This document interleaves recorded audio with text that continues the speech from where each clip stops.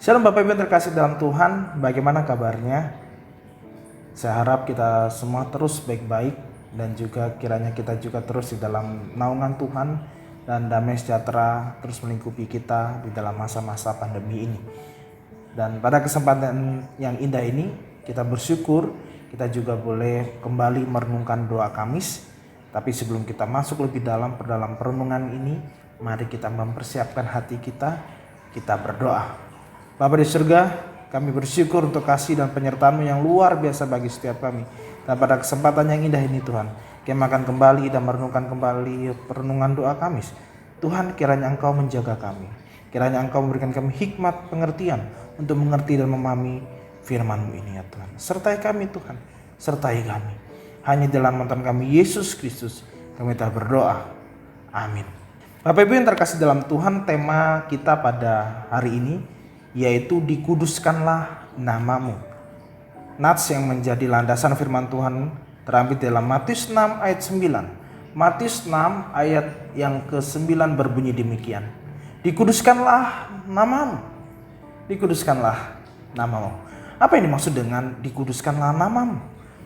Dikuduskanlah namamu bukan berarti Allah itu tidak kudus sehingga perlu kita menguduskannya, melainkan dikuduskanlah namamu adalah suatu pengkhususan nama Allah dari Allah sebagai pribadi yang ditinggikan, Allah yang dihormati. Dikuduskan namamu ini adalah suatu ungkapan di dalam doa Bapa kami, suatu permohonan. Dan ketika dikatakan dikuduskan namamu, berarti permohonan ini adalah meminta suatu pujian dan hormat hanya bagi Allah. Dan inilah yang menjadi inti dari segala sesuatu, yakni kemuliaan itu hanya bagi Allah, bukan bagi kita. Bapak Ibu yang terkasih dalam Tuhan, selain itu mengkuduskan nama Allah berarti menempatkan Allah itu sebagai yang paling utama di dalam kehidupan kita. Nama Allah sejak semula itu adalah kudus, dan dengan maupun tanpa usaha manusia, nama Allah itu tidak akan mengalami perubahan dan dia akan tetap terus kudus.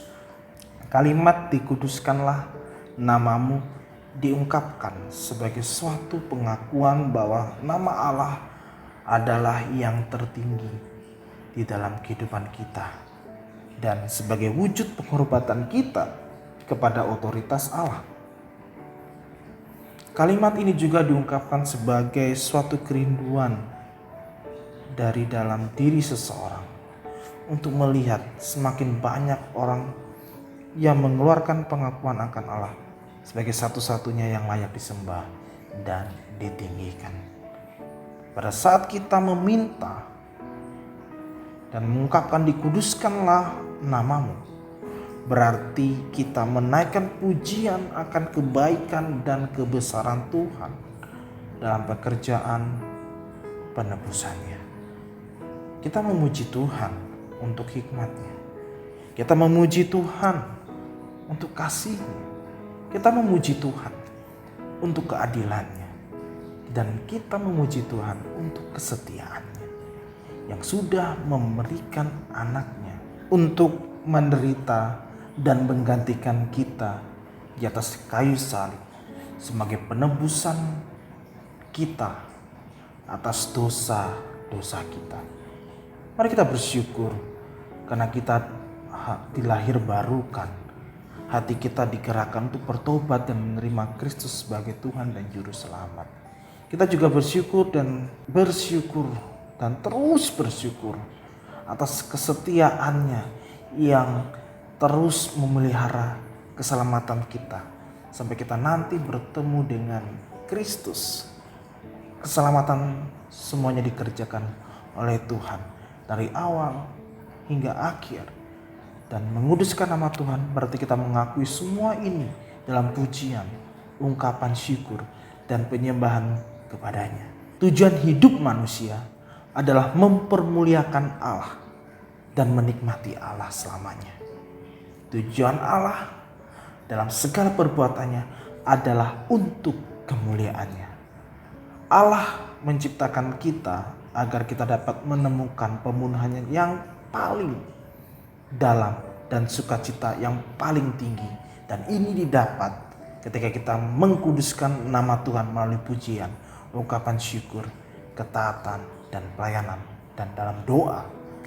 Bagaimana dengan kita? Biarlah kekudusan Allah menguasai iman kita, menguasai doa-doa kita, dan seluruh aspek kehidupan kita, agar kita semakin memuliakan Allah selama-lamanya. Amin. Tuhan Yesus memberkati kita.